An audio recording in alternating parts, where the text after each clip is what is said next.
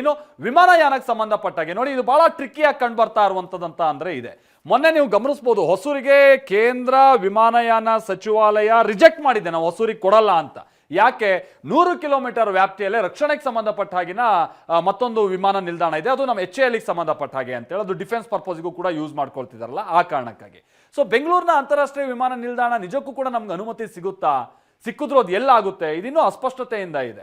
So ಇದಕ್ಕೆ ಸಂಬಂಧಪಟ್ಟ ಹಾಗೆ ಕಾರ್ಯಸಾಧ್ಯತಾ ವರದಿಯನ್ನ ತಯಾರು ಮಾಡುವಂತ ನಿಟ್ಟಿನಲ್ಲಿ ನಿರ್ಧರಿಸಲಾಗಿದೆ.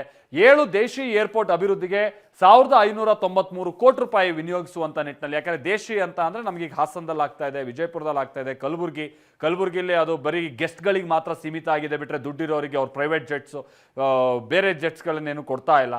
ಸೊ ಅಗೈನ್ ಕೇಂದ್ರದ ಜೊತೆಗೆ ಇದನ್ನು ಸಮನ್ವಯತೆ ಸಾಧಿಸಬೇಕಾಗುತ್ತೆ. ಏರ್ಪೋರ್ಟ್ಗಳ ಅಭಿವೃದ್ಧಿಗೆ ಈ ವರ್ಷ 200 ಕೋಟಿ ರೂಪಾಯಿ ಅಷ್ಟು ಹಣ ಇಡುವಂತ ನಿಟ್ಟಿನಲ್ಲಿ ನಿರ್ಧರಿಸಲಾಗಿದೆ. ಇದು ರಾಜ್ಯ ಸರ್ಕಾರಕ್ಕೆ ಸಂಬಂಧಪಟ್ಟ ಹಾಗಿನ ವ್ಯಾಪ್ತಿಯಲ್ಲಿರುವಂತಹ ಏರ್ಪೋರ್ಟ್ಸ್. ವಿಜಯಪುರ, ಶಿವಮೊಗ್ಗದಲ್ಲಿ ಫ್ಲೈಟ್ ಟ್ರೈನಿಂಗ್ ಸ್ಕೂಲ್ ಅನ್ನ ತೆರೆಯುವಂತ ನಿಟ್ಟಿನಲ್ಲೂ ಕೂಡ ನಿರ್ಧರಿಸಲಾಗಿದೆ. ಈಗ ಆಲ್ರೆಡಿ ಬಹಳಷ್ಟು ಪ್ರೈವೇಟ್ ಅವರು ಇದ್ದಾರೆ, ಬಟ್ ಇವರು ಗೌರ್ಮೆಂಟ್ ಇಂದಾನೇ ಏನೋ ಶುರು ಮಾಡೋಕೆ ಹೊರಟಿದ್ದಾರೆ ಅಂತ ಕಾಣಿಸುತ್ತೆ. ಅದೆಷ್ಟು ಎಫೆಕ್ಟಿವ್ ಆಗಿ ಮಾಡ್ತಾರೆ ಅನ್ನುವಂಥದ್ದನ್ನ ನಾವು ನೋಡಬೇಕಿದೆ.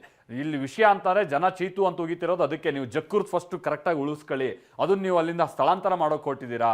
ಆ ಕಾಲದಲ್ಲಿ ಮೈಸೂರು ಮಹಾರಾಜರು ಅದು ಕೊಟ್ಟಂಥದ್ದು ಬಹಳ ದೂರದೃಷ್ಟಿಯ ಯೋಜನೆ. ಜಕ್ಕೂರು ಏರ್ ಬೇಸ್ ಇದೆಯಲ್ಲ ನಮ್ದದು. ಸೊ ಇವರು ಅದನ್ನೇ ಮಾರ್ಕೊಳ್ಳೋಕೆ ಹೊರಟ್ಬಿಟ್ಟಿದ್ದಾರೆ ಅನ್ನುವಂಥ ರೀತಿಯಲ್ಲೆಲ್ಲ ಬಹಳ ಚರ್ಚೆಯಲ್ಲಿದೆ. ಅವುಗಳನ್ನೂ ಕೂಡ ಉಳಿಸ್ಕೊಳ್ಬೇಕಾದಂಥ ಅನಿವಾರ್ಯತೆ ಇದೆ. ಯಾಕಂದ್ರೆ ಅದು ಬಹಳ ಜನಕ್ಕೆ ಬಹಳ ಹೆಲ್ಪ್ಫುಲ್ ಆಗ್ತಾ ಇದೆ ಕೂಡ, ಅದನ್ನು ನಾವು ಗಮನಿಸ್ತಿದ್ದೀವಿ ಟ್ರೈನಿಂಗಿಗೆಲ್ಲ ಸಂಬಂಧಪಟ್ಟ ಹಾಗೆ.